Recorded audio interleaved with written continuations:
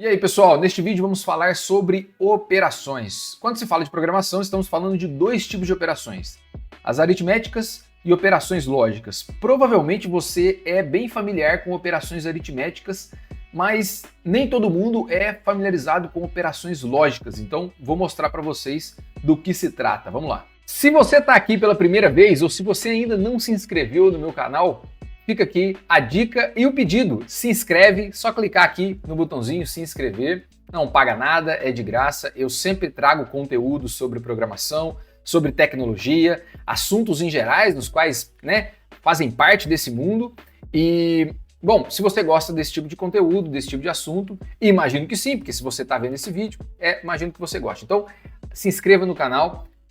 Participe, eu sempre estou atento a todos os comentários, tento atender a todo mundo, pedidos e tudo mais, então dê sugestão sobre vídeos, deixe suas dúvidas, porque isso me ajuda a construir. Eu quero fazer do Abre Chaves uma comunidade e levar o conhecimento sobre tecnologia para cada vez mais pessoas de uma forma bem aberta, democrática, fácil de entender. Então, conto com a sua ajuda, se inscreve no canal e então vamos para o vídeo. Estamos aqui com o código que desenvolvemos na outra aula, onde eu estava falando sobre variáveis. E vamos começar então a falar sobre operações aritméticas. Primeiro eu vou excluir essas variáveis que escrevemos aqui, para deixar o código um pouco mais limpo, para conseguirmos falar sobre isso. Existe um exemplo muito clássico que utilizamos aqui, que é fácil de entender, que é o cálculo do IMC. Então, quando você vem aqui e quer saber o que é o IMC. O IMC ele é calculado da seguinte forma: peso dividido pela altura ao quadrado. Então, altura vezes altura. Tá, isso pode parecer estranho, por que eu estou representando dessa forma? Porque vocês vão ver que para elevar algum número ao quadrado não é tão visível, não é como a gente fazia na matemática, que é colocar entre parênteses e colocar um 2. Logo, um 2 pequenininho sobrescrito, se eu não me engano, esse é o termo, mais um 2 aqui pequenininho logo em cima. Não é muito assim, né? Então, nós temos outras formas de representar isso. No entanto, vamos nos ater aqui apenas ao cálculo. Beleza. Então, é o peso dividido pela altura ao quadrado. Perfeito. Se vocês viram o vídeo anterior, se não viram, é muito importante, eu falei sobre variáveis, como você representar os dados e por que da existência das variáveis, porque você precisa armazenar esses dados na memória. E uma forma de fazer isso é utilizando variáveis, onde você atribui nome a endereços que são humanamente difíceis de serem lidos, e você também atribui um tipo para que você reserve um espaço específico de bytes ou bits na memória. Então, o que nós precisamos fazer aqui é termos as variáveis necessárias para fazer esse cálculo. E aqui eu já deixei bem claro do que se trata. Então, é o peso e a altura. Então, imagine agora que você vai fazer o cálculo do IMC de alguém. Então você precisa ter, além do peso e altura, o resultado. Então o que nós podemos fazer, essa não é a melhor forma, a forma mais adequada de se declarar variáveis, mas então vamos fazer aqui tudo dentro da main para facilitar um pouco a compreensão. Olha só, então nós precisamos criar a variável resultado. Vamos colocar em inglês aqui para padronizar. Nós precisamos colocar o peso, que é o weight, e a altura, que é height. Beleza, altura. Então nós temos peso e altura. O que nós precisamos fazer agora é, neste resultado, atribuir, ao invés de ser um valor, é o resultado da expressão. Então o que nós vamos fazer é colocar o peso dividido pela altura ao quadrado. Certo? E aqui ele vai começar a reclamar, ele fala, bom, você está tentando usar uma variável, mas ela não tem valor, né? Ou seja, está usando uma variável não atribuída. Então não dá para você fazer um cálculo sendo que uma variável não tem valor algum. Então o que nós podemos fazer aqui é o peso em quilos, provavelmente, então vamos colocar aqui 80 quilos, e a altura em metros, então 1,80 F. Beleza, é isso que temos. E aí, como é que identificamos o que será o resultado dessa equação? E aí nós podemos, então, reaproveitar, inclusive, essa linha para escrever no nosso console qual que é o resultado. Nós podemos fazer da seguinte forma, ó, ao invés de ser o texto curso C#, nós podemos colocar assim, ó, IMC, e aí para ficar bonitinho, 2 pontos. E você pode usar um operador, que já estou me adiantando aqui alguns assuntos, mas você pode usar um operador para concatenar textos. No C Sharp, ele já entende, por exemplo, que um número, quando você concatena, quando você junta um número com um texto, ele transforma o número em texto automaticamente. Então você pode aqui usar o mais, esse não é uma operação aritmética, calma aí. Mas é um operador para juntar textos. Quando você faz isso com o texto, você está juntando o texto. Então nós podemos juntar o texto aqui e gerar um resultado. Se nós executarmos esse código, e lembrando que tem que executar o projeto, vocês vão ver que ele vai fazer um cálculo em cima desses números e me trazer um IMC de 24,69. Se eu não me engano, está dentro do padrão, certo? Beleza, então aqui nós utilizamos operações aritméticas de divisão, multiplicação. Nós poderíamos também usar operações, obviamente, de adição e subtração, que são as operações básicas aritméticas. Então, quando nós falamos de operações aritméticas, nós estamos falando de mais, menos, estamos falando de divisão, que é uma barra que confunde, e a multiplicação. Essas são as 4 operações básicas, são as operações que nós estamos muito acostumados, né, que nós aprendemos na escola, no ensino médio, ensino fundamental, são as operações aritméticas básicas. No entanto, existem também as operações lógicas.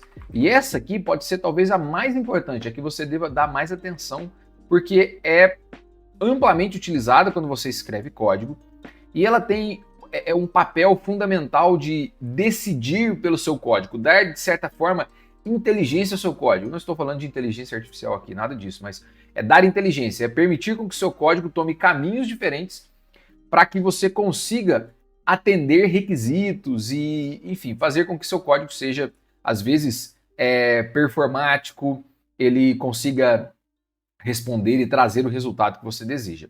E aí, quais são as operações lógicas mais comuns que nós temos? Bom, a primeira que nós podemos dizer é igual igual. Isso aqui significa que é a comparação entre dois elementos, se um é igual ao outro.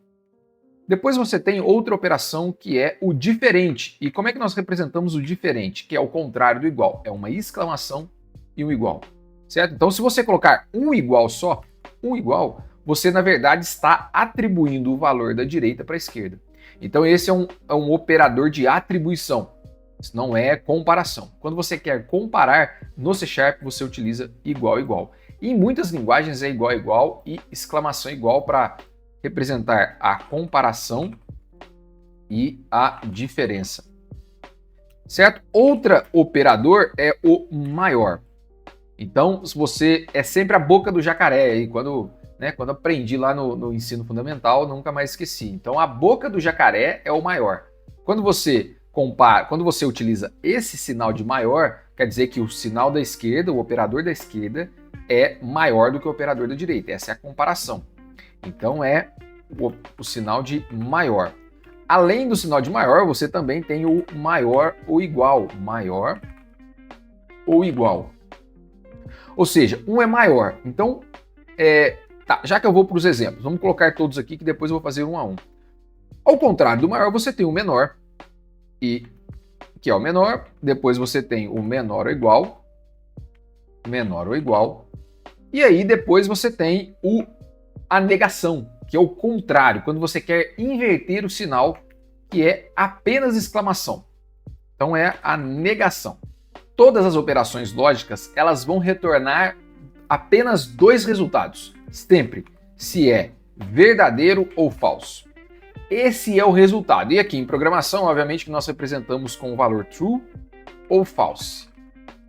Essas 2 palavrinhas, true ou false, são o que nós chamamos de palavras reservadas. Dentro de um código existem inúmeras palavras reservadas, como namespace, class. Aqui no Visual Code ele marca como azul para você, porque você não pode, por exemplo, declarar uma variável que se chama void. Você não pode criar int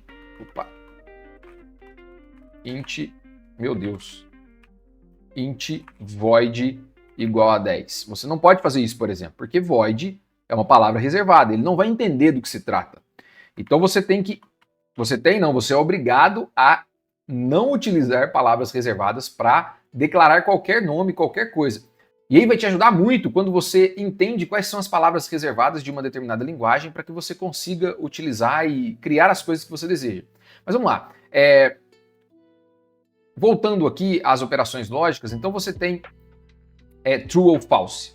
O true ou false são as respostas das operações lógicas. Então, quando você verifica se você quer comparar, então nós podemos fazer inclusive aqui, ó, olha só, aqui no IMC, vamos deixar do jeito que está, e aí vou colocar aqui entre parênteses, porque você também consegue concatenar operações lógicas, não apenas operações aritméticas. Então eu vou verificar aqui, ó, se o result é igual a 25, e vou executar o meu programa.